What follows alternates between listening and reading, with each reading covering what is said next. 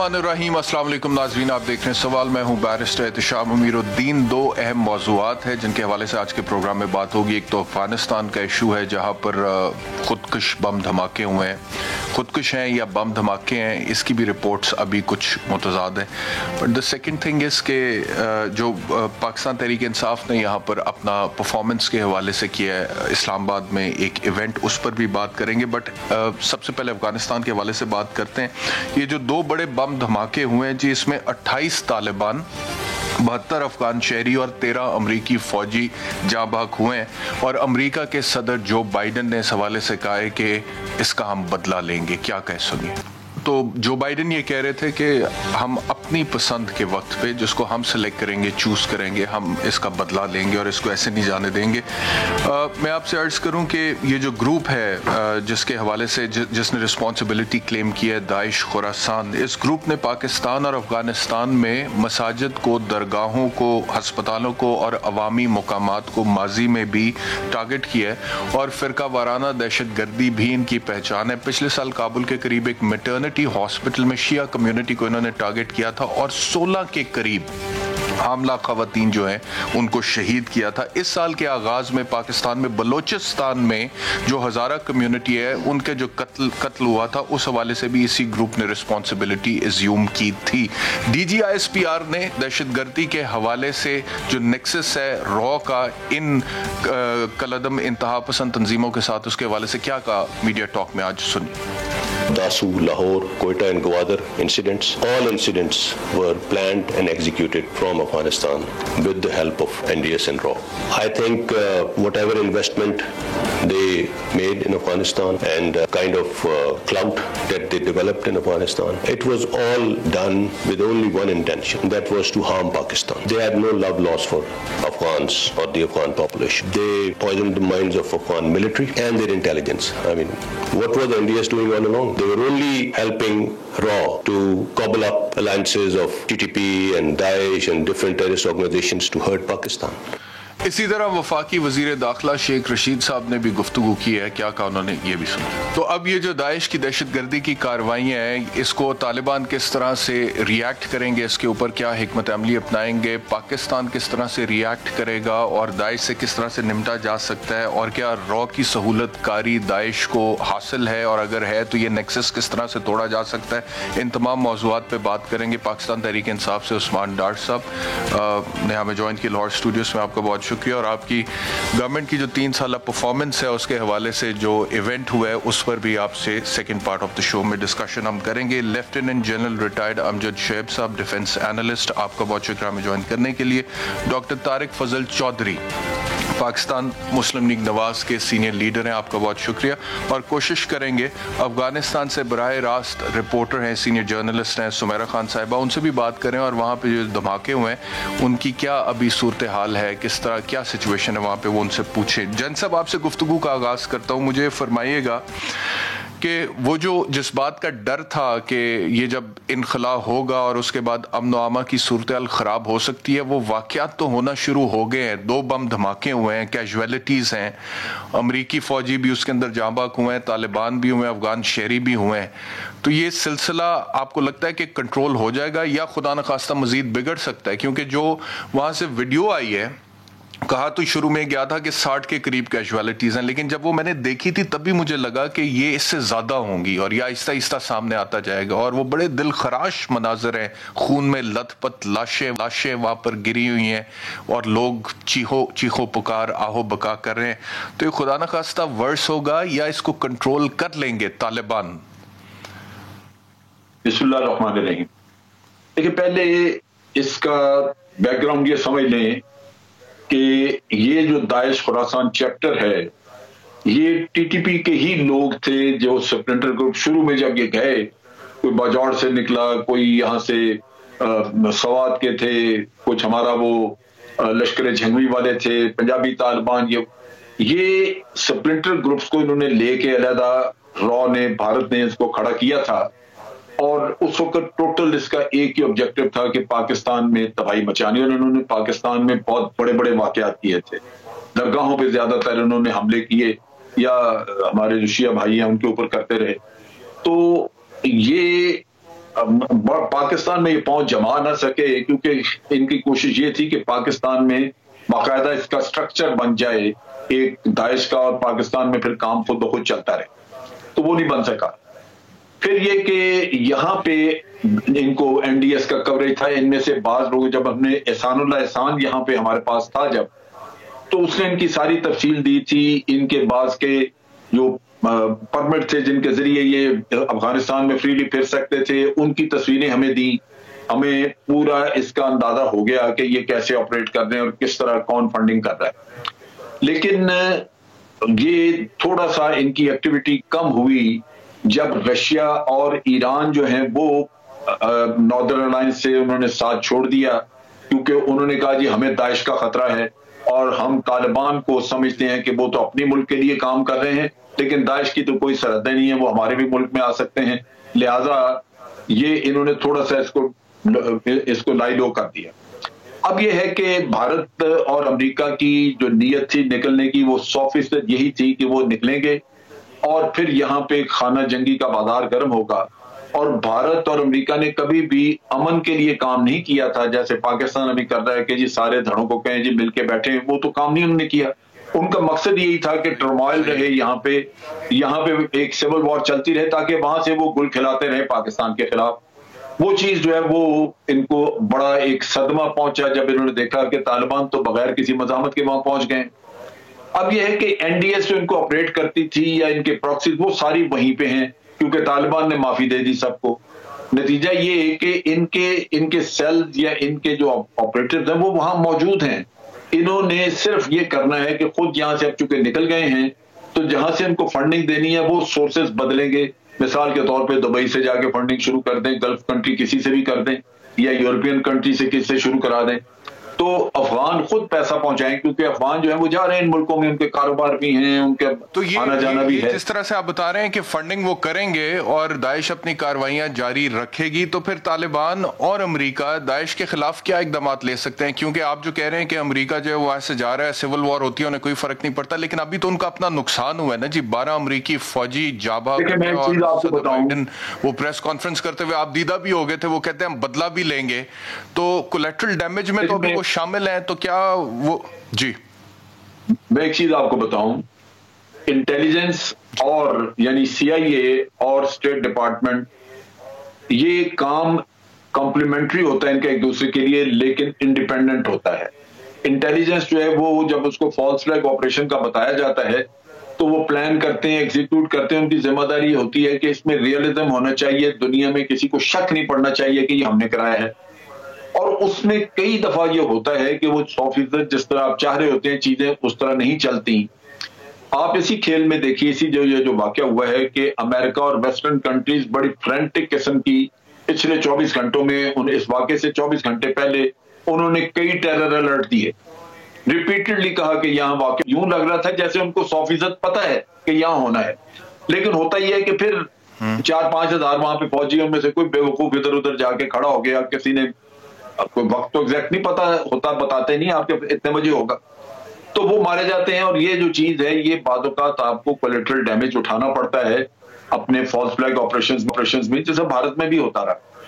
تو یہ چیز ممکن ہے کہ ایک آپ نے کام کیا، ریئلزم موجود ہے، لیکن اس میں کوئی ڈیمیج ہو گیا، اور آپ بڑا اوتھینٹیکلی کہہ سکتے ہیں کہ ہم نے نہیں کیا، ہمارے تو اپنے لوگ مارے گئے۔ تو اس وجہ سے میں یہ سمجھتا ہوں کہ طالبان کے لیے یہ بہت بڑا چیلنج ہے، طالبان کو یہ ملک اسٹیبلائز نہیں ہونے دیں گے، یہاں انسٹیبلٹی رکھیں گے، اور اس انسٹیبلٹی کی وجہ سے طالبان اپنے پورے ملک پہ رٹ نہیں رکھ سکیں گے۔ یہ بڑا ضروری ہوگا کہ طالبان ان لوگوں کے خلاف سمیرہ خان نے ہمیں جوائن کیے ہیں، سینئر جرنلسٹ ہیں، کابل میں ہیں اس وقت۔ سمیرہ، کیا صورتحال ہے، کیا زمینی حقائق ہیں اس وقت؟ یہ کابل ایئرپورٹ پہ جہاں پر دھماکہ ہوا ہے، ایگزیکٹلی کس جگہ پر دھماکہ ہوا ہے، اور اس کے نتیجے میں شروع میں تو یہ خبر آ رہی تھی کہ صرف اور صرف افغان شہری جو ہیں ان کی ہلاکت ہوئی ہے، لیکن بعد میں ہمیں پتہ لگا کہ 28 طالبان بھی اس کے اندر ان کی بھی وہ بھی جاں بحق ہوئے، اور امریکی فوجی بھی 13 کے قریب۔ تو اب کیا وہاں پہ گراؤنڈ ریالٹیز ہیں، کیا سچویشن ہے؟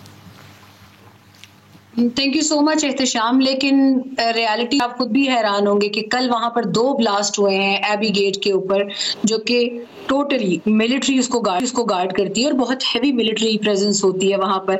وہ لوگ گارڈ بھی کرے تھے مگر اس کے باوجود وہاں پر بلاسٹ ہوا, تھریٹ الرٹ بھی آیا, اس کے باوجود وہاں پر امریکی شہری نہیں پائے گئے. مگر یہ بہت حیرت کا مقام ہے کہ 13 مرینز کیسے اس کے اندر ان کی ہلاکتیں ہو گئی. اب سوالات یہ اٹھ رہے ہیں ودن کابل اٹھ رہے ہیں. بہت سے لوگ آج جمع گوئیاں کر رہے تھے کہ نہ ان کی کوئی تصویر آئی ہے, نہ ان کی ڈیڈ باڈیز دکھائی گئی ہیں. اندر ہی اندر وہ کہاں گئے یہ بتا دیا گیا, اسامہ بن لادن کی طرح, کہ بس ان کو اٹھا کر جو ہے وہ ایئر لفٹ کر لیا اور باڈیز اور زخمیوں کو لے گئے. کسی ایک بھی امریکن فوجی کی تصویر نہیں آئی زخمی ہونے کی یا ہلاکت کی. دوسرا یہ کہ کل اگر 6000 لوگ تھے, آج اسی جگہ پر 8000 لوگ ہیں. تو ہم صرف ایک چیز کا اندازہ لگا سکتے ہیں کہ کتنی وہاں پہ اس وقت کمپلیکیٹڈ صورتحال بنی ہوئی ہے کہ نہ وہاں سے عورتیں جانے کو تیار ہیں, نہ مرد جانے کو تیار ہیں, نہ وہاں سے بچے جانے کو تیار ہیں کچھ. اور اس کی سب سے بڑی ذمہ داری یہ آتی ہے کہ دن میں 10,000 سٹیٹمنٹس یو ایس گورنمنٹ دے دیتی ہے, مگر وہ ایک مرتبہ یہ کلیئر سٹیٹمنٹ نہیں دیتی افغانوں کو کہ ہم آپ کو نہیں لے کر جا سکتے. وہ ایک فرینزی کریٹ کی ہوئی ہے انہوں نے, اور وہ اسی امید میں آس میں وہاں چلے جاتے ہیں, دیواروں سے چپکے کھڑے ہیں. ایک بدبو کا کچرے کا ڈھیر بن چکا ہے ان دیواروں کے ارد گرد, کیونکہ لوگوں نے 15 دن سے پڑاؤ ڈالا ہوا ہے وہاں پہ. تو دن بدن صورتحال بگڑتی جا رہی ہے. آج بھی میونسپلٹی کے جو کارکن تھے, کیونکہ شہر میں حالات پھر سے نارمل ہیں, لوگ ریسٹورینٹس میں بھی جا رہے ہیں, کاروبار بھی کھلے ہوئے ہیں, ایک سوگ کا عالم ہے, لیکن لوگ نارمل زندگی کی طرف. کابل کی یہ خاصیت ہے کہ وہ فوراً واپس آ جاتے ہیں. مجھے بتائیے گا کہ جو ویڈیوز ہم نے دیکھی ہیں وہاں سے آئی ہیں کابل ایئرپورٹ کی, جس میں بم بلاسٹ کے بعد وہاں پہ لاشوں کا انبار لگا ہوا ہے, خون میں لت پت لاشیں, دیکھ کے بڑا دل بھی خراب ہوا. تو وہاں پہ اب یہ جو سچویشن بنی ہے بم دھماکوں کے بعد, امدادی کاروائیاں ہو رہی ہیں, اور امدادی کاروائیاں کس کی جانب سے ہو رہی ہیں؟ کون کر رہا ہے؟ لوگوں کو کون مدد کر رہا ہے؟ لاشیں کون اٹھا رہا ہے؟ یا پھر لوگ خود اپنی مدد آپ کے تحت کر رہے ہیں کام؟ شروع میں احتشام جس وقت بلاسٹ ہوا ہے اس وقت بالکل لوگوں نے اپنی مدد آپ کے تحت ہی کام کیا ہے, لیکن اس کے فوراً بعد طالبان کی جو ملٹری ویکلز ہیں وہ آئی ہیں, ایمبولینسز آئی ہیں, جو یہاں پہ سب سے بڑا ہیلتھ یونٹ ہے کابل کا, وہاں سے گاڑیاں گئی ہیں. ابھی بھی میں دیکھ کر آئی ہوں ہاسپٹل کے اندر, پرمیشن نہیں تھی ریکارڈنگ کی, لیکن وہاں پر ابھی بھی ٹریٹمنٹ چل رہا ہے. ایک تکلیف تو بہرحال ہے, لیکن اس وقت جو ہے شہر کی صورتحال ہے وہ یہ کہ طالبان پر پریشر بڑھتا جا رہا ہے کہ وہ اس تمام تر فرینزی سچویشن کو کس طرح ہینڈل کرتے ہیں. انہوں نے کہا بھی ہے امریکی حکومت سے کہ آپ اپنے فوجی 31 تاریخ تک نکالیں, بعد میں جو آپ کے رہ جاتے ہیں سویلینز یا امریکی شہری ہے, وہ امریکی شہری جو افغان ہیں لیکن امریکہ کا پاسپورٹ رکھتے ہیں, ہم کو پریشر بڑھتا جا رہا ہے. آپ نے کہا کہ طالبان کے اوپر پریشر بڑھتا جا رہا ہے, تو طالبان اس پریشر کا جواب کس طرح سے دے رہے ہیں؟ وہ کس طرح سے ریئیکٹ کر رہے ہیں؟ ان کا کیا رد عمل ہے؟ ان کا رد عمل ظاہر ہے احتشام, اتنی ڈپلومسی سیکھ کر آئے ہیں یہ لوگ, ابھی تو فوراً ظاہر نہیں کر رہے کہ ہم پریشرائزڈ ہیں, لیکن ہم سینس ایک چیز کر سکتے ہیں کہ کل سے ان کی ٹاپ لیڈرشپ جو ہے وہ آپس میں بیٹھی ہوئی ہے سر جوڑ کر. تو اب اگر وہ سر جوڑ کر آپس میں کیا نتیجہ نکالتے ہیں, فی الحال تو داعش ہے سب کی زبان پہ کہ داعش کی حرکت ہے, داعش کی تمام ترین معاملات ہیں, لیکن داعش کے علاوہ انہوں نے یہ بھی سنبھالنا ہے ابھی سارا مسئلہ کہ ان کا برین ڈرین کا مسئلہ ہے. انہوں نے شہر کے انتظامات میں کرائم ریٹ کو کنٹرول کرنا ہے. ان کے لیے سب سے بڑا چیلنج اس میں یہ بھی ہے کہ اگر کسی ایک خاتون کو کسی اسپوائلر ایلیمنٹ نے کچھ نقصان پہنچا دیا, انٹرنیشنل کمیونٹی فوراً اس کو اٹھا کر اس پہ پروپیگنڈا شروع کر دے گی. تو it's a multi pronged challenge for them, اور وہ ابھی اسی وجہ سے پریشرائز ہوئے ہیں. کل بھی ان کی میٹنگ 2 مرتبہ ہوئی ہے. ایک اور سوال کا جواب دیجیے گا, جب یہ بم دھماکے ہوئے ہیں کابل ایئرپورٹ پہ, کیونکہ آپ کابل میں ہی موجود ہیں, جب یہ بم دھماکے ہوئے ہیں آپ کتنے فاصلے پر تھیں, اور کیا آپ کو دھماکوں کی آواز سنائی دی جس وقت پہ دھماکے ہوئے؟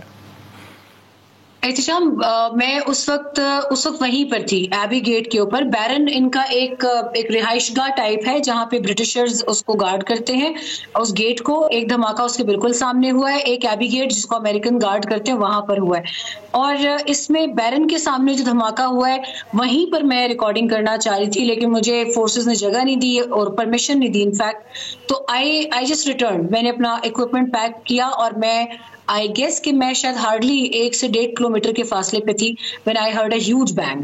تو میں واپس آئی ہوں, but unfortunately I didn't have my bullet proof vest اور ہیلمٹ نہیں تھا, اس کے بغیر پرمیشن نہیں تھی کوریج کی. جب آپ وہاں پر پہنچی تو اس وقت وہاں کے کیا مناظر تھے؟ احتشام, وہ شاید میرے لیے بڑے تکلیف دہ ہوں گے, کیونکہ آخری بار اگر کسی بچے کی ڈیڈ باڈی میں نے دیکھی تھی تو وہ آرمی پبلک اسکول کا انسیڈنٹ تھا 2014 میں 16 دسمبر کو. لیکن جو اب کل میں نے مناظر دیکھے ہیں تو وہ میرے لیے بہت تکلیف دہ تھے, کیونکہ آپ کبھی بچوں کو اس صورتحال میں دیکھ نہیں سکتے کہ ان کے اعضاء نہیں ہے یا وہ, خیر میں کیا تفصیل بتاؤں کہ وہ ایون بچے تو کیا, مجھ سے ان خواتین کی حالت نہیں دیکھی گئی کہ ان کے جسم جو تھے وہ خون میں نہائے ہوئے تھے. لیکن آج جب میں نے دوبارہ اس سے زیادہ تعداد میں لوگ دیکھے تو مجھے کل طالبان کے اسکاؤٹس نے کہا کہ آپ سوچ رہی ہیں کہ چلے جائیں گے, کل آپ دوبارہ آنا, آپ دوبارہ دیکھنا, اس سے زیادہ تعداد میں لوگ ہوں گے. And it was true. This amazes me and it concerns me, like at the same time it concerns me a lot. تو یہ جو لوگ وہاں پر موجود ہیں اور طالبان کے اسکاؤٹس نے آپ کو کہا کہ اس سے زیادہ تعداد میں موجود ہوں گے, یہ وہ لوگ ہیں جو افغانستان سے نکلنا چاہتے ہیں اس وقت؟ اصل میں احتشام وہی چیز میں آپ کو سمجھانا چاہ رہی ہوں کہ امریکہ کلیئر کٹ کوئی اعلان نہیں کر رہا کہ اس کا کرائیٹیریا کیا ہے لوگوں کو لے کر جانے کا. رومرز افغانستان میں یہ ہے کہ somehow the other you just manage to get to the compounds of airport. تم کسی طرح ایئرپورٹ میں داخل ہو جاؤ تو تمہاری اگلی منزل امریکہ ہوگی. Now just look at this rumor. تو لوگ اس آسرے میں آ کر جمع ہوتے جا رہے ہیں جتھوں کی شکل میں, بچوں کو لے آتے ہیں, ایک بیگ پیک کرتے ہیں اور ان کے پاس تھیلے میں سوکھی روٹیاں ہوتی ہیں, پیاز ہوتا ہے, اچار ہوتا ہے, اور ساتھ ہی ساتھ وہ دکانوں سے ٹھیلوں سے چیزیں خرید کے کھا رہے ہوتے ہیں. But they prefer to stay outside Kabul airports gates instead of having at least a peaceful night at their own homes. ٹھیک, بہت شکریہ سمیرہ ہمیں جوائن کرنے کے لیے. ڈاکٹر صاحب, اب یہ جو صورتحال ہے, ویسے گورنمنٹ آف پاکستان نے بھی یہ جو ایک دو سٹیپس لیے ہیں کہ جی اسلام آباد کے سارے ہوٹلز انہوں نے کہا کہ کوئی بکنگ نہیں ہوگی اگلے 1 مہینے, اور افغانستان سے جتنے لوگ آ رہے ہیں ان کو وہاں پہ اکوموڈیٹ کیا جائے گا, اس کے بعد وہ آگے کوئی برٹن یا امریکہ جیسے بھی ہے وہ ادھر جائیں گے.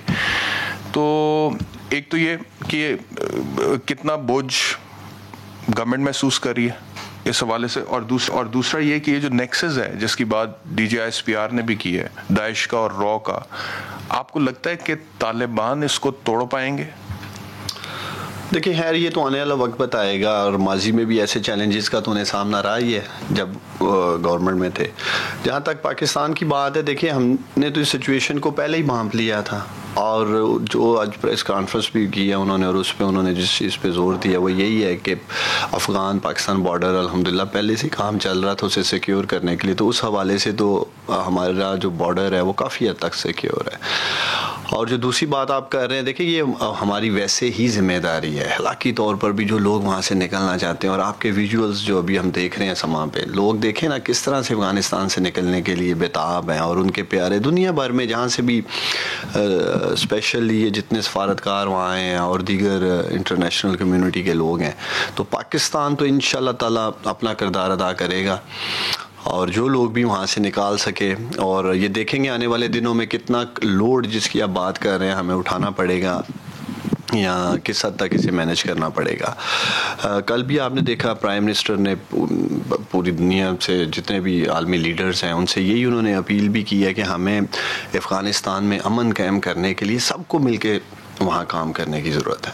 اور یہ ایکسپیکٹڈ بھی تھا جب امریکنز نے نکلنا تھا, اور ایک یہ جو کل جس طرح ملٹیپل آپ نے دیکھا ہے واقع ہوئے ہیں, تو کوشش یہی رہے گی کہ انشاءاللہ تعالیٰ پرامن افغانستان کے لیے پاکستان جو بھی کردار ادا کر سکتا ہے وہ ہم پورا کریں.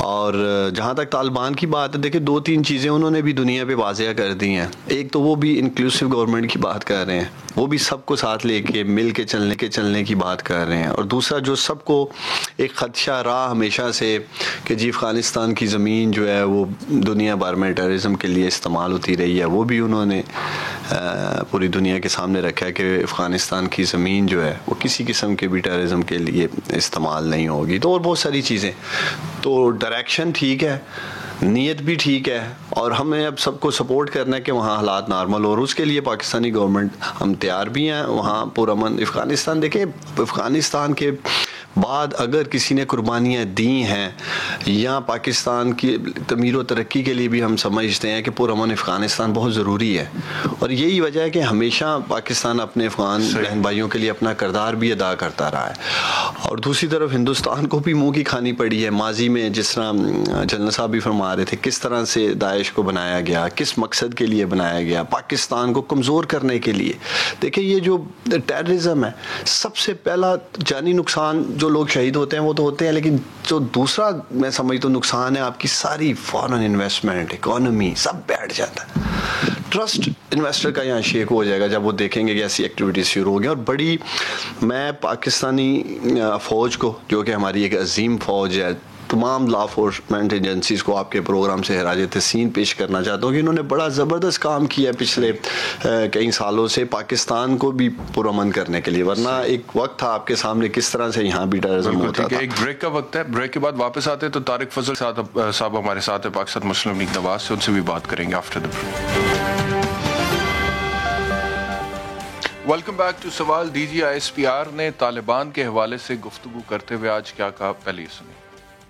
The Taliban leadership have conveyed that they will not let the Afghan soil to be used against any other country in the world, and we have to take them on their word, and we believe that they will take some very effective measures to ensure that TTP is not able to operate against Pakistan or any other country for that matter from the Afghan soil. So we trust that it will happen.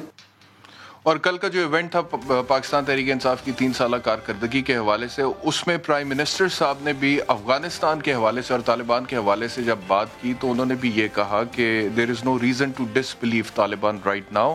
کیا کہا prime minister صاحب نے، سنیے۔ اب جو حالات ہیں افغانستان میں، ہماری پوری کوشش ہونی چاہیے، اور میں دنیا کی کمیونٹی کو کہتا ہوں پوری کوشش ہونی چاہیے کہ افغانستان کی اس وقت ان کی گورنمنٹ کی مدد کریں۔ جو طالبان ہیں انہوں نے کیا چیزیں کہی، انہوں نے کہا کہ ہم سب کو شامل کریں گے۔ دعا کے اندر جو ٹاکس تھی اس میں کیا چاہ رہے تھے طالبان سے کہ انکلوسیو گورنمنٹ ہو، وہ مان گئے ہیں۔ ہیومن رائٹس ہے، وہ کہتے ہیں ہاں ہیومن رائٹس۔ ایمنسٹی انہوں نے سب کو معاف کر دیا ہے، اور انہوں نے کہا کہ ہم اپنی زمین استعمال نہیں ہونے دیں گے دہشت گردی کے لیے۔ تو جب انہوں نے یہ کہہ دیا ہے تو یہ کیا مطلب کہ نہیں جی وہ آگے پتہ نہیں اپنی زبان پہ کھڑے ہوں گے یا نہیں ہوں گے؟ بھئی جب نہیں ہوں گے تب دیکھیں، ابھی کیوں شروع ہو گئے ہیں؟ ابھی تو آپ کریں ان کی مدد۔ جی طارق فضل چودھری صاحب، پرائم منسٹر صاحب جو کہہ رہے ہیں کہ جب انہوں نے کہہ دیا ہے تو آپ بھروسہ کریں اور فی الحال ان کی مدد کریں، اور اگر وہ اپنی باتوں سے پھرتے ہیں تب کی تب دیکھی جائے گی۔ یہ جو اسٹریٹجی ہے گورنمنٹ کی یا پرائم منسٹر صاحب کی، اپوزیشن کا اس حوالے سے کیا موقف ہے؟ اتفاق کرتے ہیں آپ لوگ؟ ہاں بہت شکریہ جی۔ دیکھیں اپوزیشن کا یا گورنمنٹ کا میں سمجھتا ہوں کہ ان تمام ایشوز پہ جو پاکستان کے خارجہ معاملات ہیں ان کے اوپر اگر کسی جگہ کے اوپر ہمیں کوئی محسوس ہوتا ہے کہ یہاں پہ بہتری لائی جا سکتی ہے ملک کے لیے، تو اس حوالے سے کوئی نکتہ چینی ہوتی ہے یا بات چیت ہوتی ہے۔ یہ ایسے موضوعات ہیں جن کے اوپر کبھی بھی اپوزیشن نے نہ سیاست کی ہے اور نہ آئندہ کبھی سیاست کرے گی۔ ملک کا وقار اور سلامتی وہ سیاست سے بالا تر ہے۔ جہاں تک طالبان کا معاملہ ہے، خالصتاً میں سمجھتا ہوں کہ یہ جیسے میں نے پہلے کہا کہ اس میں کوئی سیاست نہیں ہے کہ ہم اس میں کوئی سیاسی بیان بازی کریں۔ پاکستان کے لیے یہ خوشائند ہے کہ اگر وہاں سے یہ ایشورنس آ رہی ہے کہ افغانستان کی سرزمین پاکستان یا کسی بھی دوسرے ملک کے خلاف کسی بھی طرح سے استعمال کرنے کی اجازت نہیں دی جائے گی، تو یہ بڑا خوشائند ہے ہمارے لیے بھی، ایران کے لیے بھی، میں سمجھتا ہوں کہ دیگر جو بھی ممالک ہیں اس خطے میں سب کے لیے۔ وجہ اس کی یہ ہے کہ انفارچونیٹلی ہم نے یہ دیکھا تھا کہ انڈیا جو سابقہ حکومت تھی افغانستان میں اس کو استعمال کرتا رہا۔ اس حکومت کہ میں مدد تو نہیں کہوں گا، میرا خیال ہے وہ ذرا نان ڈپلومیٹک ہو جائے گا، لیکن میں یہ کہوں گا کہ اس حکومت کی چھتری کے نیچے پاکستان میں دہشت گردی کے حملے، پاکستان کے خلاف سازشیں، ہمارا ہزاروں کلومیٹر بارڈر افغانستان کے ساتھ کامن ہے، انڈیا کا 1 کلومیٹر بارڈر بھی افغانستان کے ساتھ کامن نہیں ہے، لیکن اس کے باوجود انڈیا وہاں پہ ہمارے بارڈر لائن پہ جو تقریباً 2,500 سے 3,000 کے قریب بارڈر پاکستان کا اور افغانستان کا کامن ہے، 18 سے زیادہ کونسل خانے وہاں بنا کے بیٹھا ہوا تھا۔ یہ کام تو رینجرز کا ہے, جو بارڈر فورسز ہیں وہ بیٹھتی ہیں بارڈر پہ. کونسل خانے کبھی بارڈر پہ نہیں ہوتے, لیکن انڈیا کا مقصد صرف یہ تھا کہ وہاں بیٹھ کے پاکستان کے خلاف سازشیں, پاکستان کے اندر جو پاکستان کے دشمن بیٹھے ہیں ان کے ہاتھ مضبوط کرنا, ان کو استعمال کرنا, انہیں پیسہ دینا, ان کے ذریعے یہاں ٹیررزم کرانا, یہ ساری باتیں جو ہیں یہ ہم دیکھتے رہے ہیں. یہ بڑا خوش آئند ہوگا کہ ہمارا یہ بارڈر جو ہے یہ بالکل سیف ہو اور کوئی کسی طرح کی وہاں سے سازش پاکستان کے خلاف نہ ہو. ایک بات تو یہ ہے. دوسری بات یہ ہے جہاں تک تعلق ہے ہیومن رائٹس وائلیشنز کی, یا وہ بات جو کی گئی اور یہ ایشورنس دی گئی طالبان کی طرف سے, یہ بھی بہت خوش آئند ہے. کیونکہ دیکھیں یہ سوال اٹھ رہا ہے کہ پاکستان تسلیم کرے گا افغانستان میں طالبان کی حکومت کو. میں سمجھتا ہوں کہ پاکستان سے زیادہ یہ ضروری ہے کہ تمام عالمی برادری افغانستان میں نئی حکومت کو تسلیم کرے, اور اس کی دو بڑی وجوہات ہوں گی تسلیم کرنے کی. ایک, افغان جو طالبان نے وعدے کیے ہیں اپنی نئی رجیم کے وہ وعدے پورے کریں, اور دوسرا یہ کہ جتنی براڈ بیسڈ گورنمنٹ ہوگی اتنی ہی وہ قابل قبول ہوگی افغان عوام کے لیے, اتنی ہی وہ قابل قبول ہوگی تمام بین الاقوامی دنیا کے لیے. اور پاکستان بھی یقیناً جو ہے اس صورتحال میں بہت خوش ہوگا اور تسلیم بھی کرے گا. تو یہ کوئی فائدہ نہیں ہے کہ پوری دنیا تو تسلیم نہ کرے, پاکستان تسلیم کر کے بیٹھ جائے. اس سے افغانی کو کیا فائدہ ہوگا, افغان گورنمنٹ کو کیا. تو اس لیے ہم سمجھتے ہیں کہ پاکستان جتنا بھی پازیٹیو کردار ادا کر سکتا ہے ہم نے کیا ہے, اب بھی کر رہے ہیں. اب یہاں پہ جو ایک کیوس مچا ہوا ہے, یہ جو ایویکویشن کا ایک سلسلہ شروع ہے, اور میں نے بالکل آخری چند لمحات جو خاتون ابھی تجزیہ کر رہی تھی جو میں نے سنا, واقعی اگر آپ دیکھیں تو بڑے دل ہلا دینے والے مناظر ہیں. کابل کے ایئرپورٹ کے اوپر بچے, فیملی, خواتین, جس طرح وہاں پہ ان کا اکٹھ ہوا ہے, کوئی نظم نہیں ہے, کوئی وہاں پہ ترتیب نہیں ہے, اور لوگ وہاں پہ فرسٹریشن ہے, اور لوگ وہاں پہ آ رہے ہیں. دھماکہ دیکھیں اس میں کتنے قیمتی انسانی جانوں کا نقصان ہوا, 100 سے زیادہ لوگ جو ہیں اس میں ان کی جانیں چلی گئیں. اور یہ ساری باتیں جو ہیں یہ بہت, آپ یہ کہیں کہ پریشان کن ہے, لیکن اس میں پاکستان نے بڑا پازیٹیو کردار ادا کیا, اور ان ایویکویشن میں جو لوگ وہاں سے نکلنا چاہتے ہیں دیگر ممالک میں غیر ملکی بھی ہیں, اور افغانی وہ لوگ جو سابقہ حکومت میں کچھ عہدوں پہ رہے ہیں, سابقہ افغان حکومت کے معاون رہے ہیں, وہ سارے اگر وہاں سے نکلنا چاہتے ہیں تو پاکستان جو انہیں فیسیلیٹیٹ کر رہے ہیں یہ بڑا خوش آئند ہے. اور اس میں آخری بات تو یہ کہوں گا کہ آپ اگر بھارت کے مبصرین کی باتیں سنیں, ان کے تجزیہ کاروں کی باتیں سنیں, ان کے سینے پہ سانپ لوٹیں, وہ سوائے ہرزہ رسائی کے اور جلی کٹی سنانے کے کوئی ایک مثبت بات بھی اس طرف سے نہیں آ رہی. حالانکہ جتنی عالمی برادری ہے وہ طالبان کے حوالے سے یہ کہہ رہے ہیں کہ ہم منتظر ہیں کہ ایک براڈ بیس گورنمنٹ بنے اور اس میں افغان عوام کی کسی بھی طریقے سے رائے بھی شامل ہو, اور اس میں افغان عوام کے لیے بہتری ہو. لیکن انڈیا سے آپ کو سوائے جلی گٹی گفتگو کی اور کوئی بات بھی مثبت بات نظر نہیں آ رہی. تو ہم الحمدللہ افغان عوام کے ساتھ ہیں, اور ہم امید کرتے ہیں کہ آئندہ آنے والے دنوں میں افغان میں دیر امن قائم ہوگا انشاءاللہ. ٹھیک ہے جی, انشاءاللہ. جیل صاحب, before we go on the issue of the performance of Pakistan Tehreek Insaf 3 سالہ جو ان کی کارکردگی, آخری سوال افغانستان کے حوالے سے آپ سے.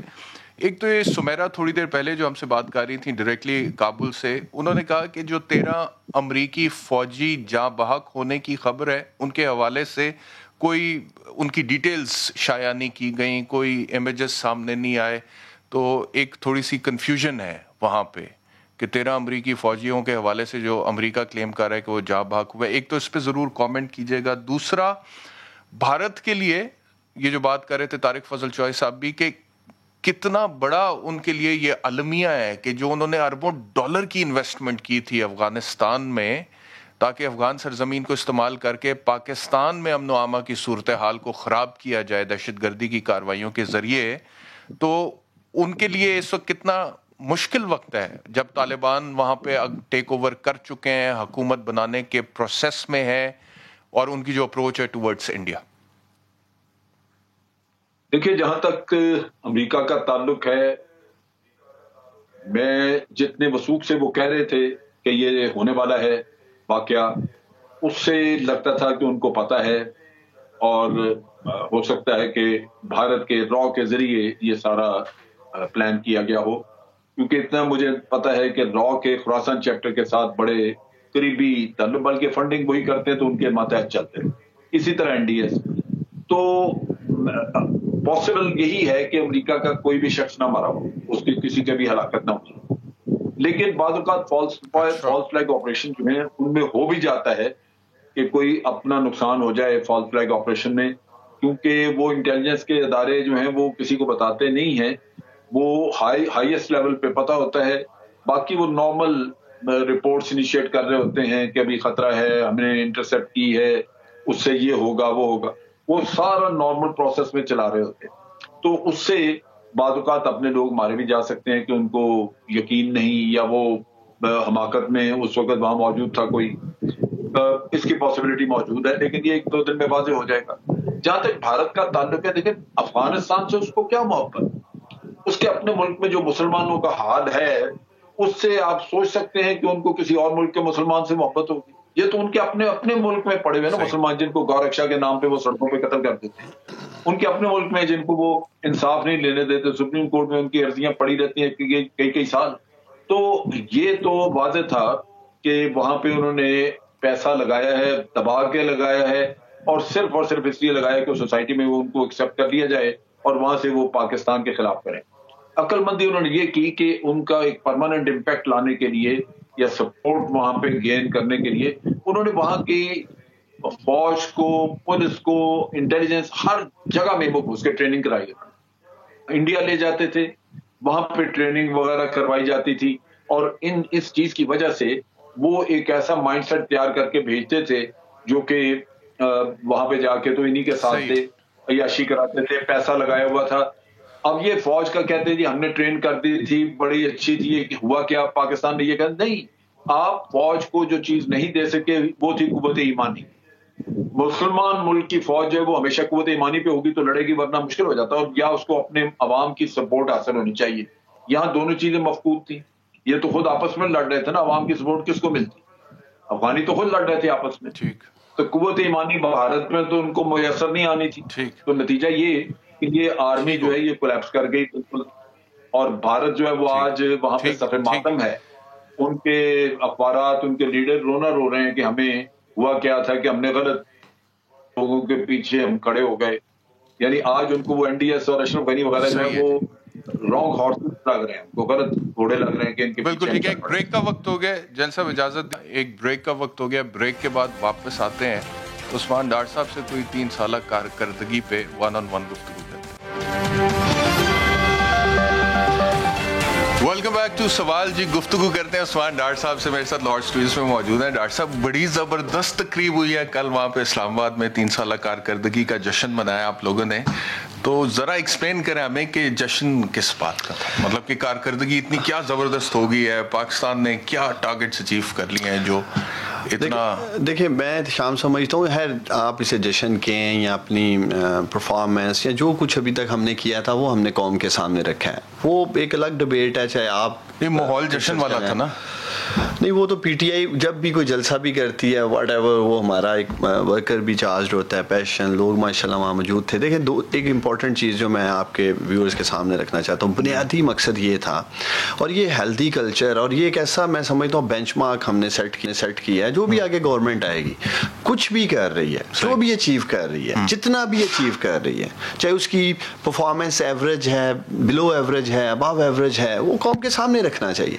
हमने जो कुछ भी किया 3 सालों में, क्या किया आपने 3 साल? देखिए वो सारे फैक्ट्स एंड फिगर्स है, अब मैं दोबारा क्या दोहराऊंगा, मैं तो मोटी-मोटी 2-4 चीजें बताएं ना। देखिए आपकी फॉरेन रेमिटेंस जो थी 19 अरब डॉलर पे थी, 29 अरब डॉलर, 10 अरब डॉलर आपके अल्हम्दुलिल्लाह इकोनॉमी में आता है, फॉरेन रिजर्व में आता है। ये 10 अरब डॉलर अगर आप IMF से या किसी से लेने जाएं तो आपको पता है किस तरह से वो आपका गला दबाएंगे। उसके बाद खसारा कितना था यहाँ करंट अकाउंट का, 20 अरब डॉलर, 1.8 पे ले आते हैं हम। उसके बाद एक्सपोर्ट्स जो बढ़ाई गई हैं, उसके बाद जो आपके टैक्स कलेक्शन 900 अरब के करीब बढ़ाई गई है।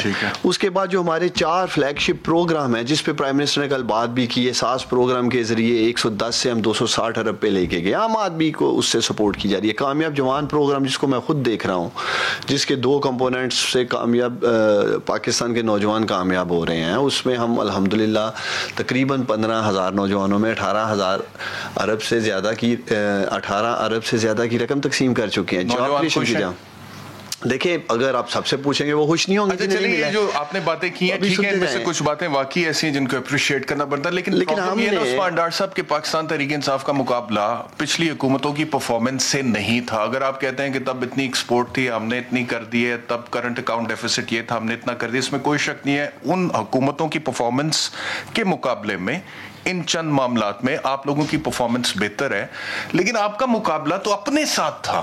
آپ لوگوں نے کہا تھا نمبر 1 لاکھوں گھر بنائیں گے, آپ لوگوں نے کہا تھا کروڑوں نوکریاں دیں گے, آپ لوگوں نے کہا تھا انسٹیٹیوشنل ریفارم ہوگا, آپ لوگوں نے کہا تھا گورننس ٹھیک ہوگی, آپ لوگوں نے کہا تھا پولیس سیاست سے پاک ہوگی, آپ لوگوں نے کہا تھا کرپشن ختم ہوگی, آپ لوگوں نے کہا تھا انصاف ہوگا. اس میں سے کتنا کچھ اچیو کیا ہے 3 سال؟ دیکھیں اس چیز کے لیے ایک تو پہلے آپ کو چلیں میں جابس کی بات کرنا چاہتا ہوں. آپ کے سامنے کرونا پینڈیمک نے پوری دنیا میں تباہی کر دی ہے. لاکھوں نہیں کروڑوں لوگ, 25 کروڑ کے قریب کی فگر تھی جو میں نے پچھلی کوئی چند ماہ قبل دیکھی تھی. مہنگائی کرونا کی وجہ سے ہوئی ہے. پوری دنیا کی رپورٹ شائع ہو جائے کہ 40% مہنگائی, گلوبل انفلیشن جو رپورٹ شائع کی ہے UNDP کی اٹھا کے دیکھ لیں, 40% مہنگائی تو پوری دنیا میں ہوئی ہے. احتشام مریض پہ تو نہیں رہتے, وجہ سے ہوئی ہے وہ کرونا پینڈیمک کی وجہ سے ساری دنیا میں آئی. میں آتا ہوں مہنگائی ہوئی ہے, لیکن آپ لوگ کہتے ہیں کہ تیل کی قیمتیں بڑھ گئی ہیں, آپ نے بڑا زبردست سوال کیا. 2 وجوہات, آپ کسی اور طرف لے گئے. ریجن میں اس طرح سے مہنگائی نہیں عثمان ڈار صاحب جس طرح سے پاکستان میں یہ کھانے پینے کی. آپ نے مجھے 1 منٹ دینا ہے, ایک کمپیریزن میں آپ کو 2 منٹ دوں گا, لیکن یہ سن لیں. اگست 2018 دودھ 85 روپے, اگست 2021 دودھ 112 روپے فی لیٹر, اگست 2018 گھی 150 روپے فی کلو, اگست 2021 گھی 330 روپے فی کلو, اگست 2018 بڑا گوشت 375 روپے فی کلو, اگست 2021 بڑا گوشت 544 روپے فی کلو, اگست 2018 مٹن 784 روپے فی کلو, اگست 2021 مٹن 1120 روپے فی کلو, اگست 2018 ڈالر 123.33 روپے, اگست 2021 ڈالر 166 روپے پر, اگست 2018 20 کلو آٹا 700 روپے, اگست 2021 20 کلو آٹا 1334 روپے پہ, اگست 2018 چینی 85 روپے فی کلو, اگست 2021 چینی 105 روپے فی کلو, برائلر مرغی انڈے the list is long. بس ٹھیک ہے, آپ نے 2 منٹ مجھے دیں. مہنگائی سے بات کروں. دیکھیں 2 چیزیں ہیں, ایک جنرلائز مہنگائی ہے آپ کی انفلیشن, اور ایک آپ کی کھانے پینے کی چیزوں پہ جیسے آپ بات کر رہے ہیں. دیکھو جو جنرلائز ہے 4 چیزیں, ایک تو ایڈ ہوئی ہے چوتھی کرونا جس کو میں کہہ رہا تھا. مین آپ دیکھیں آپ کی بجلی مہنگی ہوگی تو اس کا اثر مہنگائی پہ آئے گا نا. تو احتشام یہ جو بجلی مہنگی کر رہی ہے گورنمنٹ, تو مہنگے منصوبے جنہوں نے لگائے ان کو لینا میرے ساتھ پروگرام میں. یہ مہنگے منصوبے تو وہ لگا کے گئے, ہم نے کیا کیا؟ اب مجھے پوچھا آپ نے سولوشن کیا کیا ہے؟ 10 ڈیم جو پرائم منسٹر عمران خان ہماری حکومت نے شروع کیے ہیں, اور جو کہ 10,000 میگا واٹ پیدا کریں گے, بجلی بھی اور پانی بھی آپ کے ایگریکلچر سیکٹر کو ملے گا, جو 6 سے 7 سال میں سستی بجلی پاکستانی کو ملے گی. یہ ہمارا سولوشن تھا. دوسری مہنگائی کی وجہ ہے آپ کا ڈالر, فارن ایکسچینج, جب پریشر آتا ہے, یہی current account deficit, foreign reserve, یہ سب کچھ وجوہات ہوتی ہیں آپ کے پیسے پہ پریشر پڑنے کے لیے. اس کا علاج کیا ہم نے, جو میں آپ کو کہہ رہا ہوں, ہزارہ کم کیا ہے, ڈالر کو سٹیبل کیا ہے, جو اس کا RER جو آپ کا ریئل افیکٹو ایکسچینج ریٹ ہے اس کے مطابق ڈالر آ جائے. ہم اس کے علاج کر رہے ہیں. لیٹس بی فیئر, پاکستانیوں کینسر زدہ معیشت تھی, اور cancer suppose to be death sentence, اور یار آپ ریڈیشن کرتے ہیں. سنیں کہ کینسر زدہ معیشت میں کھانے پینے کی اشیاء کی چیزیں کم, قیمتیں کم. بھائی میرے کبھی ڈائگنوز کیا ہی نہیں تھا, سب فگر فجنگ, سب غلط فیک رپورٹیں چل رہی تھی. یا ہم ریڈیشن, سن لیں ذرا, آٹا چینی دیکھیں یہ چیزیں, دیکھیں یا آپ کی اکانومی کو ریڈیشن کی جاتی, اس کو کیمو لگائی جاتی, اور اسے مرنے سے یعنی کہ ڈیفالٹ سے پاکستان کو بچایا جاتا.